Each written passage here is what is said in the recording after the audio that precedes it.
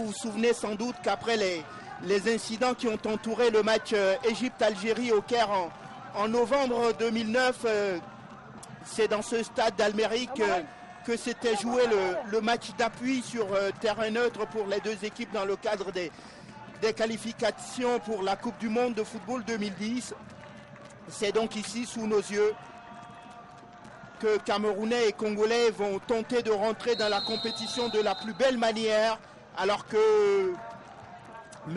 Bennett a donné le coup d'envoi de cette rencontre. Le Cameroun va évoluer à gauche de votre écran dans un maillot jaune avec un short vert. Et opposé au Cameroun, donc, la République démocratique du Congo, et qui va évoluer en bleu avec ce short rouge ou bordeaux si vous voulez. Attention à ce ballon dans la surface de réparation, la sortie au point de Niamey.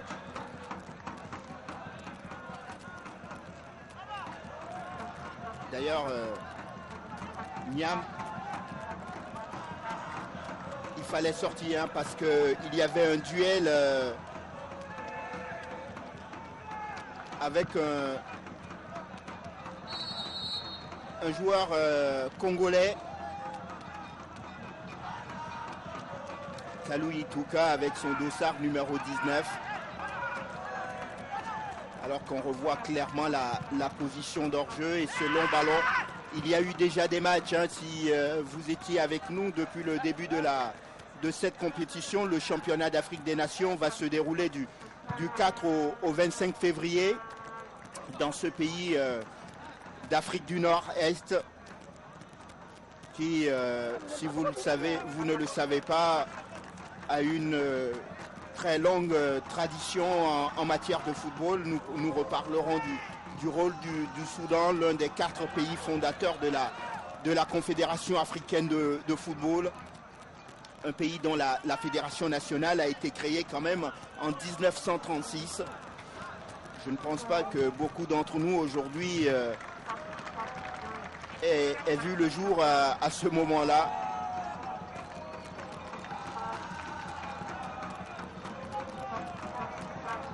Alors que les Camerounais vont bénéficier d'un corner.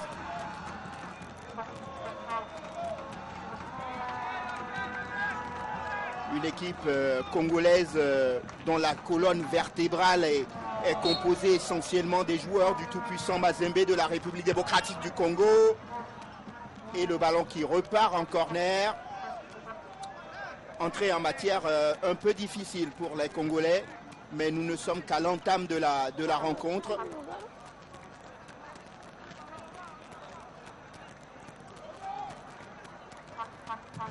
Le corner, encore la sortie au point de Kidiaba qui va chasser une deuxième fois sur le ballon.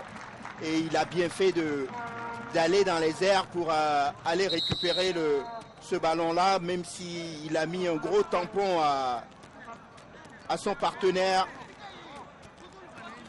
Salah Kiakou.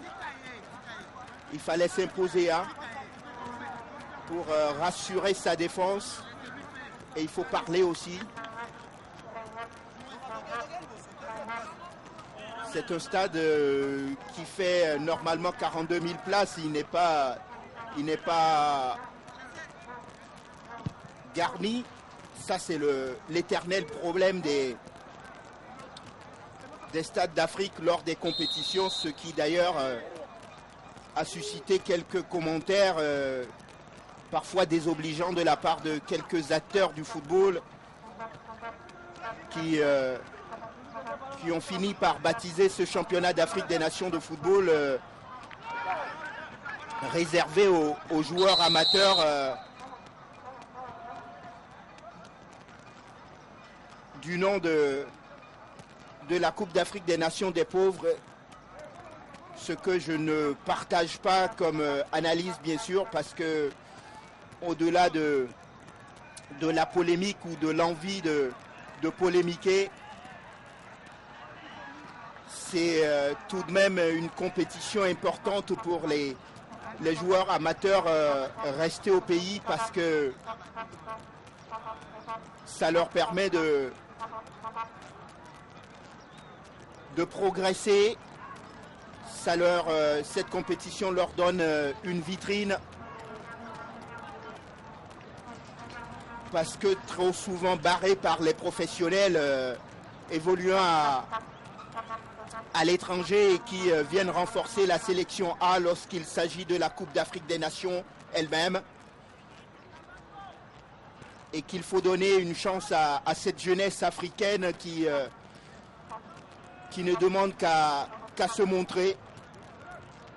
Et quand on a vu ce que le tout-puissant Mazembe de la République démocratique du Congo a été capable de faire lors des 2 dernières saisons, on peut mettre une pièce sur une compétition comme celle-ci et parier sur l'avenir en se disant que tant qu'il y aura une bonne organisation et une structuration dans la façon de mettre en place ces compétitions, elles seront viables. Attention à ce ballon qui passe à côté alors qu'il avait réussi à s'arracher le joueur congolais, camerounais, j'allais dire Baba. Et du bout du crampon redressé, ce ballon, ça aurait pu se transformer en passe décisive pour son partenaire. Aki Diaba était complètement...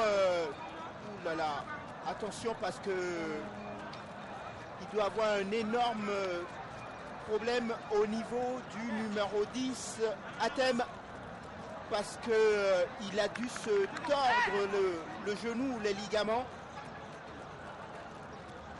Ah oui.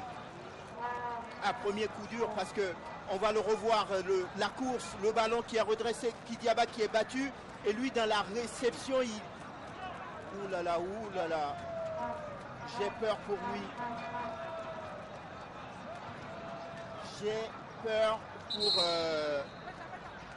Hatem parce que ça peut être une blessure très très grave.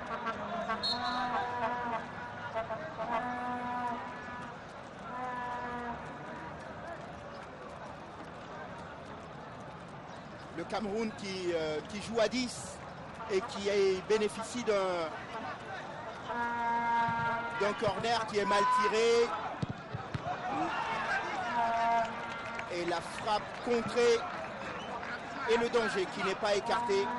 Ah, il se tient le crâne Bokessé, mais c'est une mine qu'il a pris dans la tête. Ça a permis d'écarter momentanément le danger, mais le corner reste là et la balle qui revient encore. Et toujours ce second ballon qui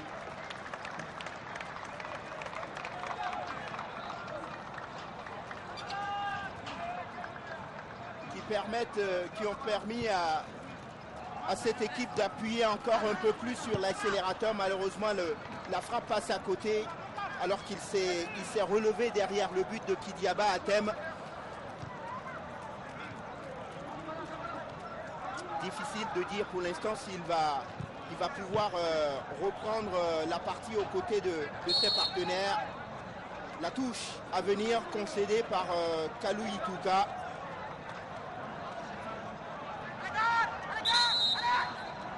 Début de match un peu poussif de part et d'autre, même si on a le sentiment que le danger vient beaucoup plus du côté des Camerounais pour l'instant, qui ont bien pris le match par le bon bout. Avec cette frappe, il ne faut pas se manquer. Dans la niche pour Kidiaba, qui sans doute a trouvé un nouveau coiffeur.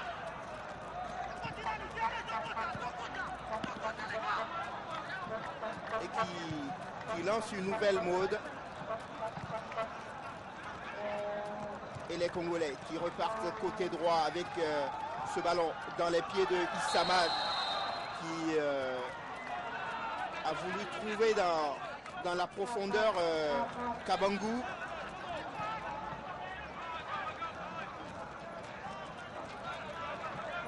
Rattrapé par l'un des assistants de M. Bennett.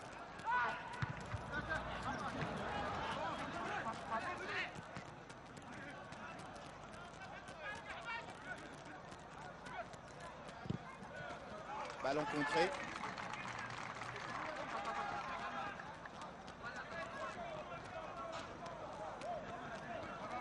Voilà Kiakou qui s'était jeté pour empêcher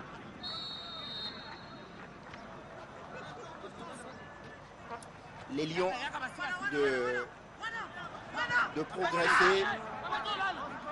Ah, c'est un duel de fauves qui pour l'instant est encore dans la phase de l'observation.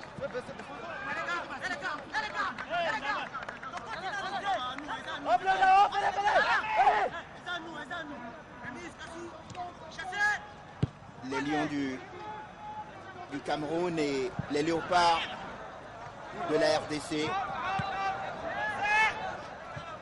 Alors que le jeu se poursuit et que on va procéder à un changement. Athème ne pourra pas continuer cette cette incompréhension entre Abouna et Niam. Et premier coup dur pour les Lions indomptables, puisque